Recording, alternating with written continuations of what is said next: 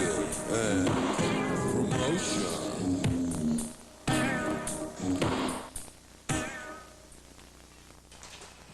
New York, New Rock, welcomes Malaria from Germany. Our present sound, I think it's a remnant of the first time we were around and made music, also between 81 and 84, which was essentially came out of the noise area. And so we keep it still in our sounds, but as we have developed over the past years,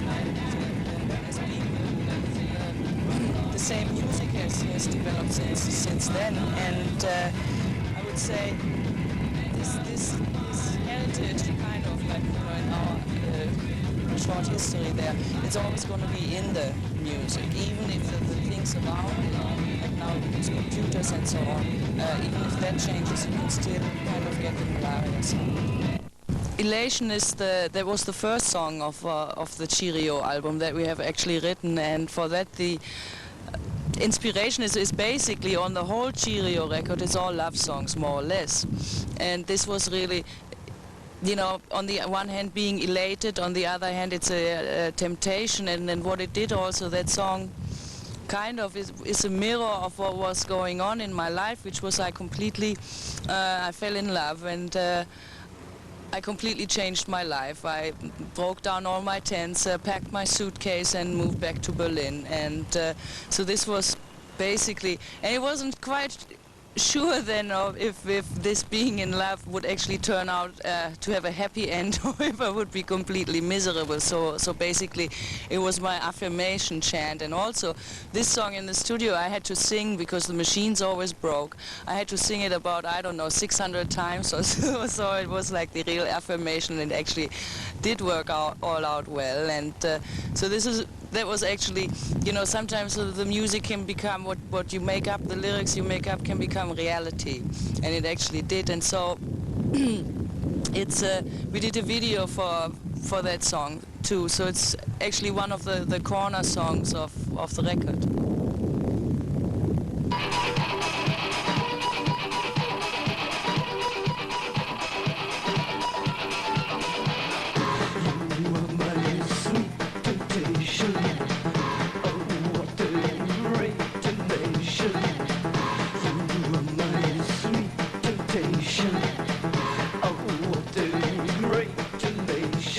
Yeah, German lyrics in America.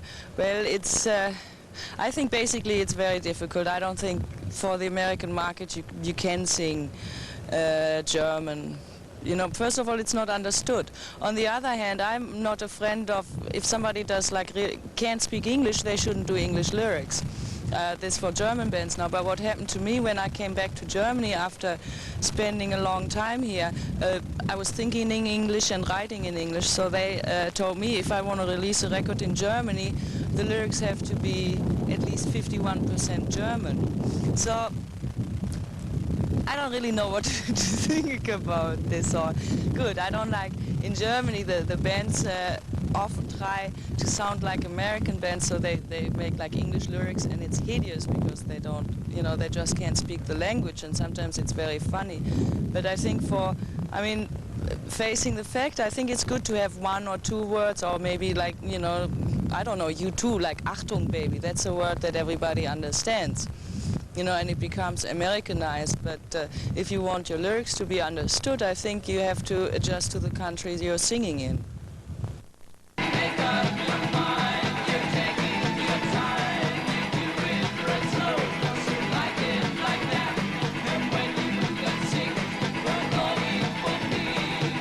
Yeah, classical music in the context of our music is, how we do it actually is, we're very lucky actually to have our cello player, Jan.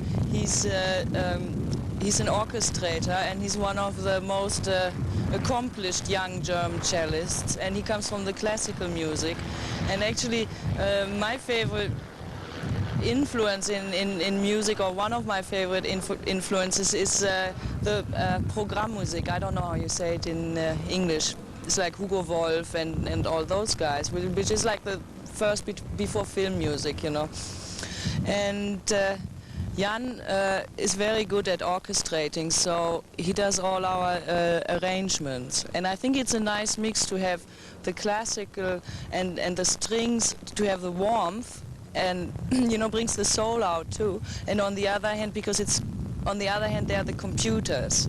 So it's like if the computers are the brain, then the strings are the heart of the thing, so that it doesn't make it too harsh, just computerized.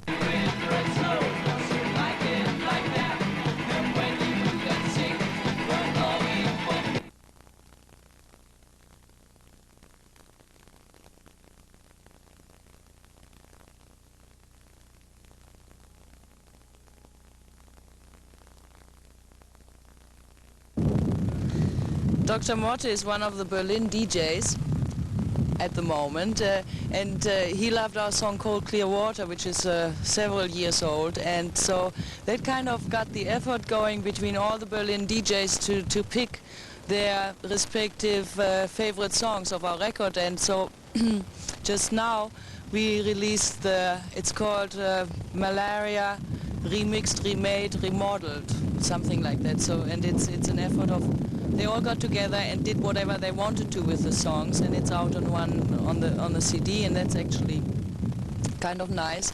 And we like working with teams.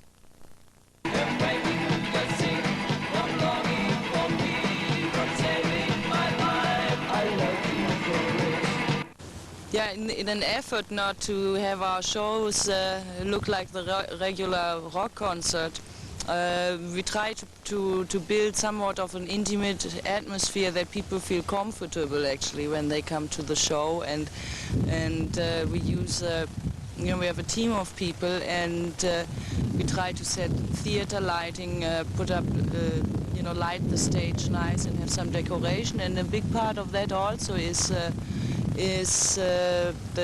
we have a projection that runs with the live performance. It's done by Isabel, and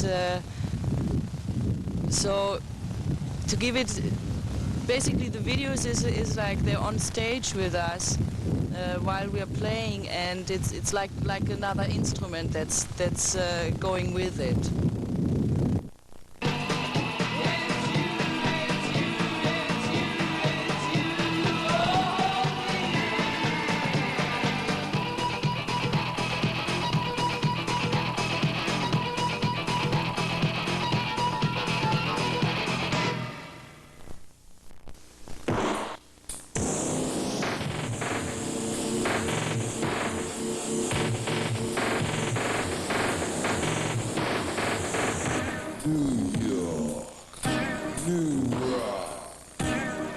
Live music and promotion.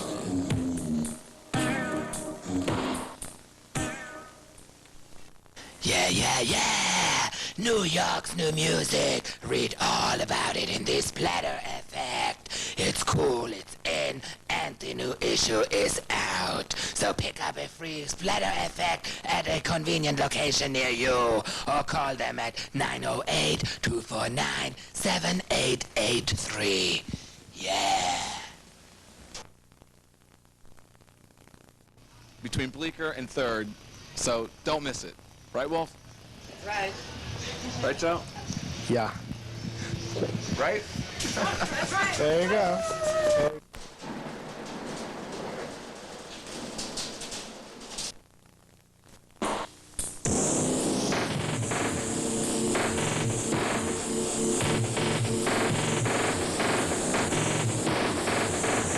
New York, new rock, live music and promotion.